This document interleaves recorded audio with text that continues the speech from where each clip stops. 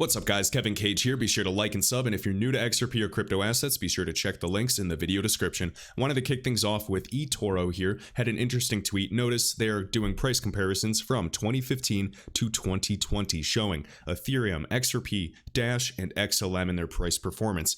I'm not really going to get into Dash, but I did want to show Ethereum being the clear winner in terms of price appreciation from October 2015 to today, essentially September 2020, going from 51 cents to $343.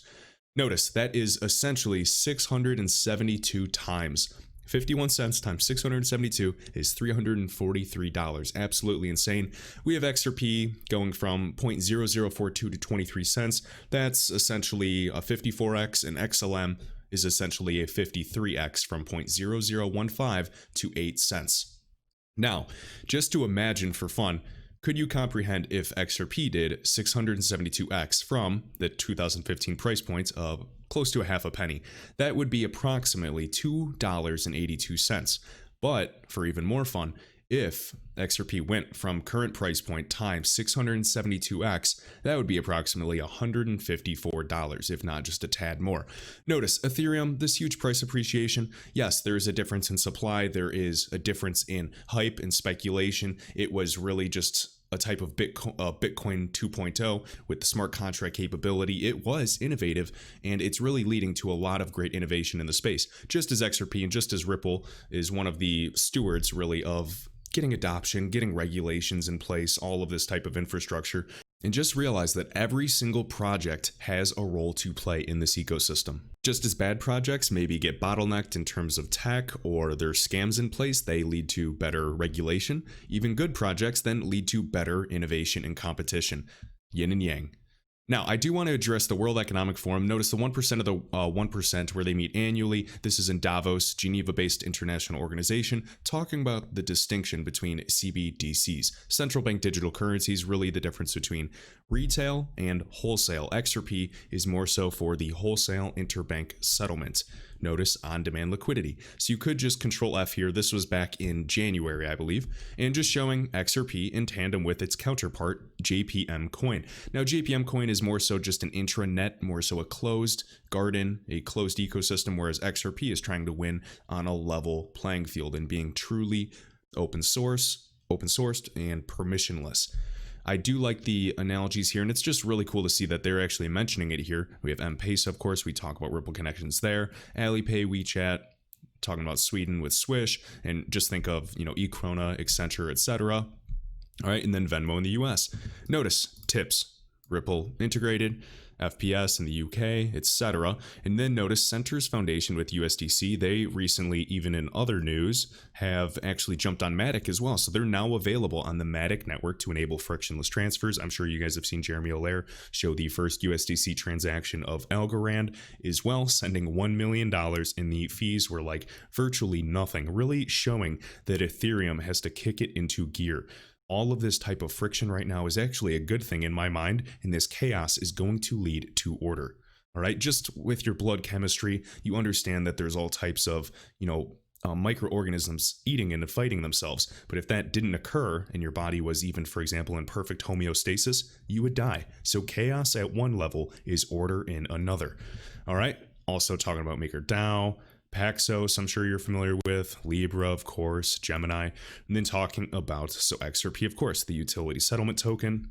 And essentially, XRP is going to be trying to win on a level playing field. If they force Libra down someone's throat, or another type of utility settlement coin, or, Bank of America makes a coin, that just essentially means that they're afraid that they would not win on a level playing field. So I just really like this approach, just like the internet, and just like really the best will survive. And that's just my belief. And there's going to be more than one. It's not going to just be XRP.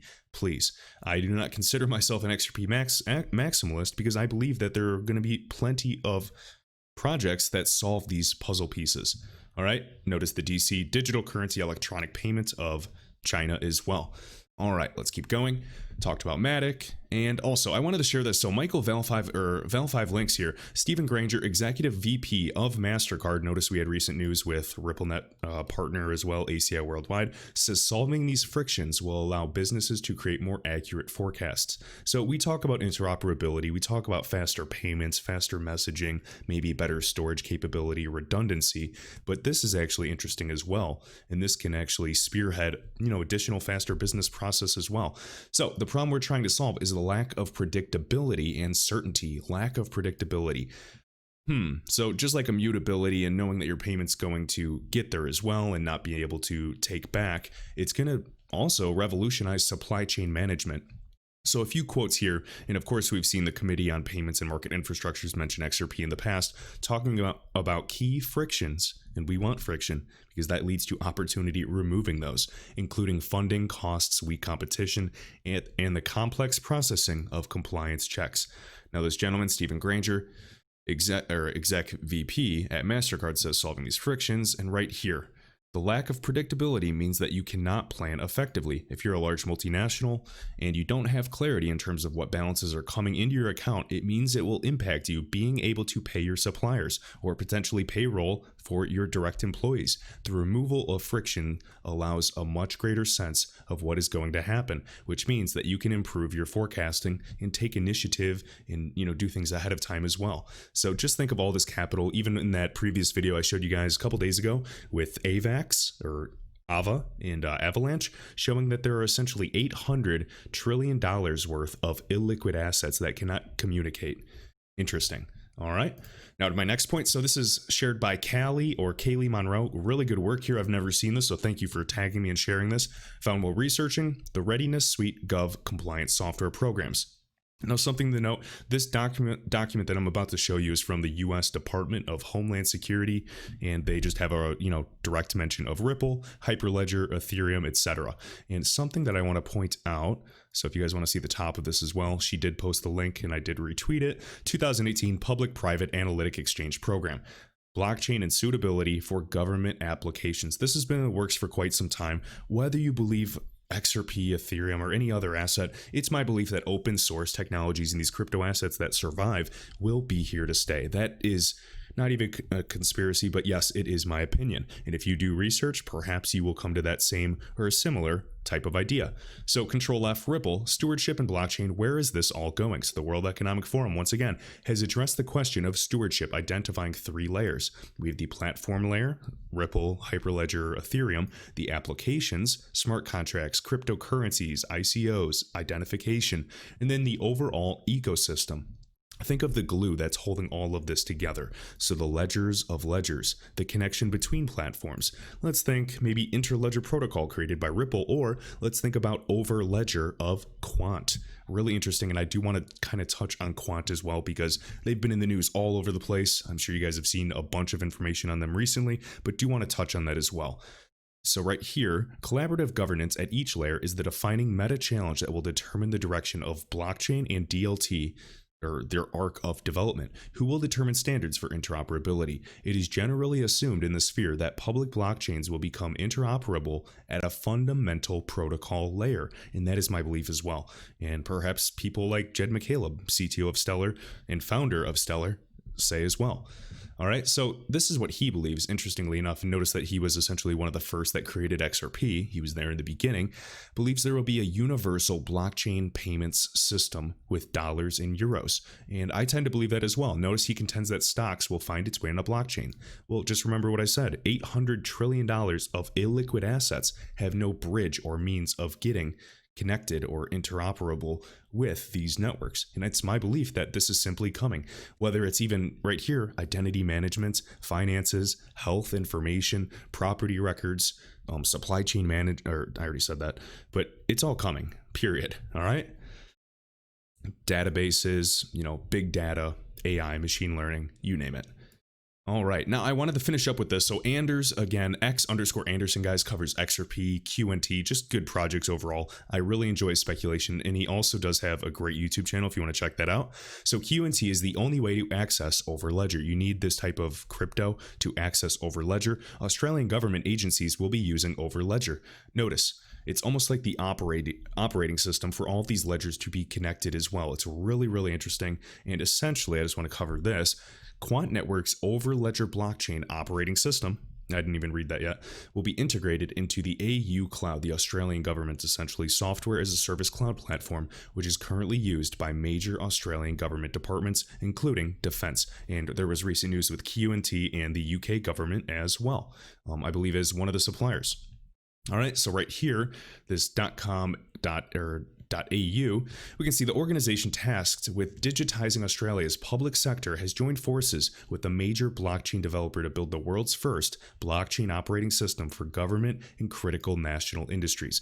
These are the types of projects that I'm interested in, not only because of potential speculation and price appreciation of QNT or XRP, but because they are bridging the traditional markets. We need the infrastructure to be there now. I know everybody wants to make tons of money and double and 10x their money quickly. But until we have infrastructure in place that connects the traditional market with this new age, we will not go anywhere. So this is what I'm focusing on the projects that are making interoperability a key focus. All right. Maybe that's silly, but that is the way I am handling it. And there's no right way, there's no wrong way, it's just your way. So find what works for you. No judging here. So according to companies, the result will be a blockchain as a service system creating an easy to use and more secure set of national capabilities. Now what's interesting is this is also just going to take essentially a handful of lines of code to set up. And this is where I wanted to cover. Let me see. Using so many groups, obviously multiple governments around the world and departments are using different blockchains. Okay, well, I see friction with that if they cannot interoperate, causing issues when they need to interact. Exactly. And so this is just one of the many examples that I think are going to solve a real problem and are solving real problems today, and they're really just getting started. So people will say, oh, these projects are going nowhere. If it hasn't happened already, it's never going to. I think that's a really, really myopic way of looking at it. And yeah, I understand that with investing, there has to be faith to a degree, but there's also a lot of information and data and knowledge that backs this up as well. So hopefully you've either developed patience, the angry people in the space have either had, too much expectation or just emotionally invested. And that is just the truth. That's when I see every single comment. Any anger, any angry person in the space is hurting from something else. Just like the phrase, hurt people. It's because they're hurting. All right, so these organizations require the interoperable functionality that can only come with an operating system like Overledger of Quant and the security of the leading sovereign Australian cloud platform. Interesting. So without Overledger, none of these projects or systems will be able to communicate with each other or enable cross-party collaboration. And we want, obviously, DLT, financial inclusion. We want people to work together seamlessly, highly secure. Maybe people can get different parts. Just as DLT, we can all get different copies of information. Well, now with better, obviously, creation of this and obviously new coding, we can actually decide who gets what, and different departments can have access to different things and have, different levels of security to access different information. It can get really, really deep. And obviously the sky's the limit. I mean, I'm just hypothesizing essentially what blockchain is going to be like in 5 years from now. And the same concept. Imagine trying to imagine what YouTube was in 1980 before the internet. Could you imagine that? Or at least before social media. All right. So Quant network founder and CEO Gilbert, I believe it's Gilbert, typo there, Verdian, says the partnership will allow Australian government departments to implement blockchain technology within minutes using just 3 lines of code. Easy. I love it. Obviously, this gentleman has a huge background in cybersecurity as well. And this is just another project to keep an eye on. I don't want anybody buying any project, any coin that I talk about until you've done sufficient research and properly know the risks, please. All right. And then lastly, I just want to point this out. So I know we talk about the typical blockchain ISO standards. Please, if you are into QNT, look into this. The TC307 since 2016. Definitely interesting. I know I've had people probably maybe 2019 sending me this type of standard. Really, really interesting if you are a QNT holder or are wanting to learn more about Overledger and Quant overall. And lastly, guys, if you have not created an unstoppable domain, notice mine is in the top right of this video, kevincage.crypto, single cryptocurrency address for all of my crypto wallets that I have set up. If you have not done so already, the links are in the video description and you can create your own. Hope you have a great rest of your day.